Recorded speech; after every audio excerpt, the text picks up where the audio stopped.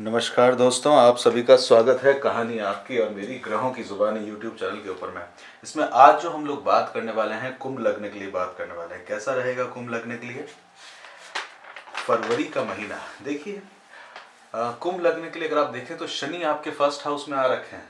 अब आप अगर पहले भाव से समझें शनि को, तो भाव से समझेंगे तो शरीर के अंदर में जो आपको सेहत है उसके अंदर में आपको तकलीफ देखने को मिलेगा।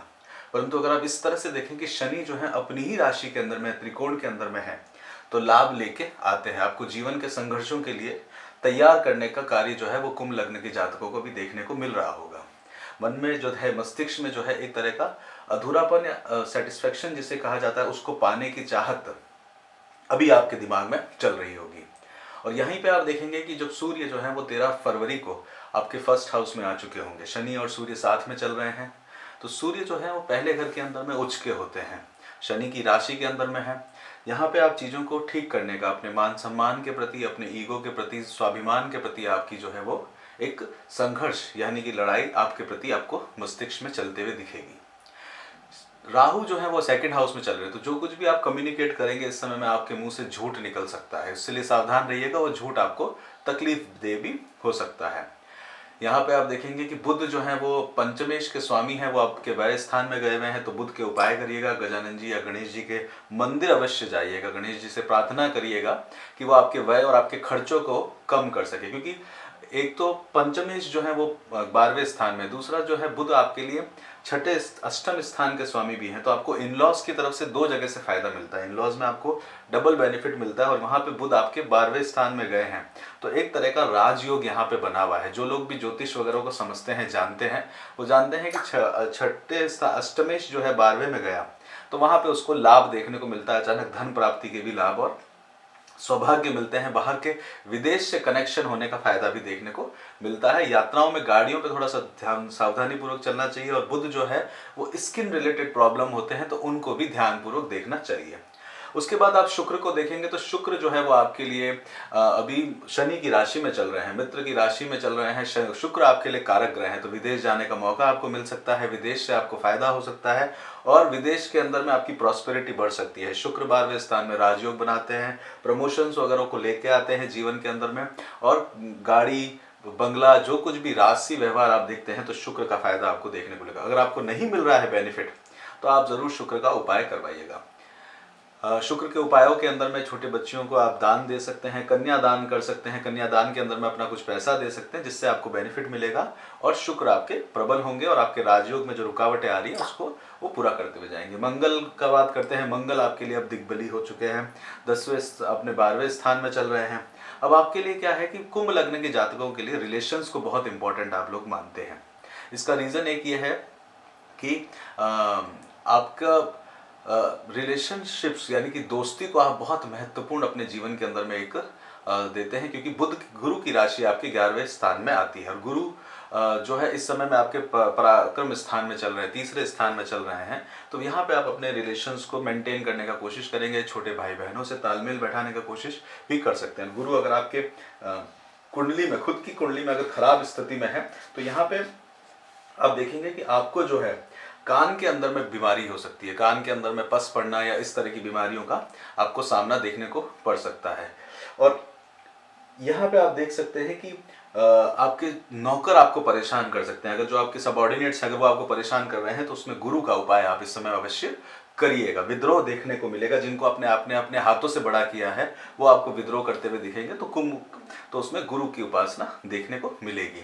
और उनसे हो सकता है कि आपको झूठ भी बोलना पड़े, क्योंकि राहु सेकंड हाउस में चल रहे हैं। परिवार की तरफ से भी आपको बोलते हुए, कम्युनिकेट करते हुए ध्यान देना पड़ेगा। सेकंड हाउस जो रहता है खान पान से संबंधित भी रहता है, तो राहु जो है वो आपको ऐसे पदार्थों में, खाने पीने में लेके जाएगा जो कि आप कभी नहीं खाते हैं। अगर आप जैसे हो सकता है कि आप अपने जीवन के अंदर में कोई खाना नहीं खाते हो, और वो आपको खाने को मिल सकता है। राहु इस तरह का कार्य करवाता है। अब केतु जो है अष्टम भाव में चल रहे हैं, तो केतु अष्टम भाव में चलने के कारण क्या होता है, इन लॉज की परिवार से दूरियां बनती हैं, और वहां पे दूरी बनी रहती है। इसके लिए और आगे बढ़ते हैं, किस तरह से चंद्रमा इफेक्ट लेके आएंगे आपके जीवन के अंदर में। तो चंद्रमा जो है 1 और 2 तारीख को तुला राशि में रहने वाले हैं, नवम भाव में यात्राएं बनी रहेगी। 3, 4 और 5 तारीख को कर्म स्थान के अंदर में चले जाएंगे, वृश्चिक राशि में रहेंगे। 6 और 7 तारीख को धनु राशि में यानी कि मित्रों के साथ में एक समय आप बिताते हुए देखेंगे, बड़े भाई बहनों के साथ में तालमेल बनते हुए आपका दिन रहेगा। 9 और 10 तारीख को मकर राशि के अंदर में यानी कि 12वें स्थान में जाएंगे, व्यय का स्थान बना रहेगा। 10-11 तारीख को अपने ही फर्स्ट हाउस में जाएंगे, इसमें आप रिव्यू करेंगे अपने आप को, अपने मान सम्मान के प्रति आपको चेतना जागृत होते हुए दिखेगी। 12-13 तारीख को चंद्रमा जो है वो आपके मीन राशि के अंदर में जाएंगे, घर परिवार कुटुंब के लिए कार्य करते हुए आपको रहेगा। कम्युनिकेशन का इस दिन ध्यान दीजिएगा, कोई गलत कमिटमेंट ना करिएगा। उसके बाद में आपके लिए 14 और 15 तारीख को चंद्रमा जो है कर्म पराक्रम स्थान में चले जाएंगे यानी कि तीसरे स्थान में चले जाएंगे। 16-17 तारीख को चंद्रमा आपके सेकंड हाउस में आ जाएंगे। सेकंड हाउस बहुत महत्वपूर्ण है आपके लिए, आपके जीवन में, और ये आपको जो है माता के प्रति संबंधों को आप प्रेरित करते जाएंगे, घर का सुख आप लेते जाएंगे और चंद्रमा इस दिन उच्च के रहेंगे। ये आपके लिए एक फायदेमंद वाला समय बना रहेगा। चंद्रमा भी केंद्र में है और शनि भी केंद्र में है। पंच महापुरुष योग यहाँ पे निर्माण करते हुए दिख रहे हैं। 18, 19 और 20 तारीख को चंद्रमा पंचम स्थान में जाएंगे। पंचम स्थान में संतान के प्रति आप कार्य करते हुए देंगे, विदेश के अंदर में संतान को सेटल करने के बारे में भी सोचेंगे। 21 और 22 तारीख को चंद्रमा आपके छठे स्थान में जाएंगे यानी कि रोग ऋण और शत्रुओं से भरा हुआ दिन रहेगा। अपनी हेल्थ का ध्यान दीजिएगा, स्पाउस की सेहत का भी ध्यान दीजिएगा। हालांकि चंद्रमा अपनी ही राशि के अंदर में है, तो चंद्रमा छठे स्थान के अंदर में अपनी ही राशि के अंदर में रहेंगे, तो आप अपने शत्रुओं को पोलाइटली कन्विंस करके उनसे आगे निकलने का कोशिश करेंगे।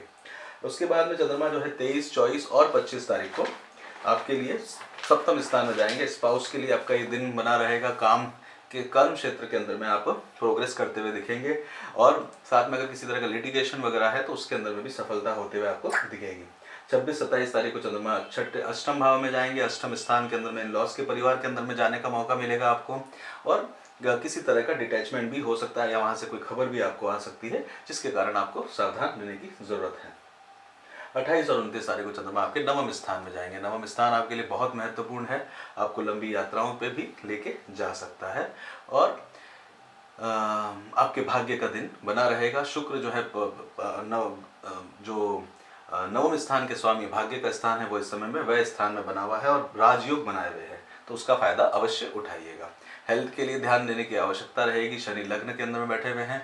जॉब के लिए अपॉर्चुनिटीज अच्छी बनती जाएगी, प्रमोशंस बनेंगे। बिजनेस के लिए अगर आप देखते हैं तो बिजनेस के अंदर में एक अच्छा लाभ आपको देखने को मिलेगा। बच्चों के लिए प्लान कर रहे हैं तो बच्चों के लिए भी प्लानिंग इस समय में आप कर सकते हैं। शुक्र 12वें स्थान में चल रहे हैं। शादी के लिए प्लान कर रहे हैं, विवाह का योग चल रहा है। ओवरसीज जाने का सबसे अच्छा मौका अभी देखा जाए तो कुंभ लग्न को देखने को मिलेगा।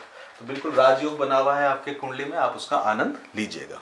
बहुत बहुत धन्यवाद। जय श्री राम।